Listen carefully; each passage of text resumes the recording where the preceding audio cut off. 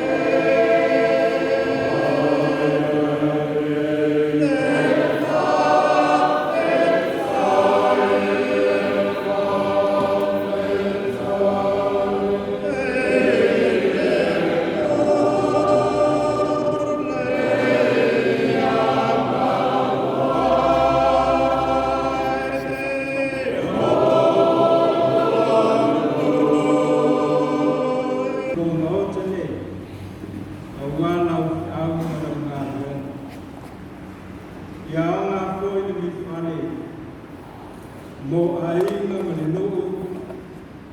le karesia apena fori ne kulenga mataha alwenga malu ai mesirai le karesia o mato skalo le ie yanguia na karesia yenga nei tuma mai mato goma le manuia male file mo oe le tuotama le lofa sisi Yesu Kristo le li pao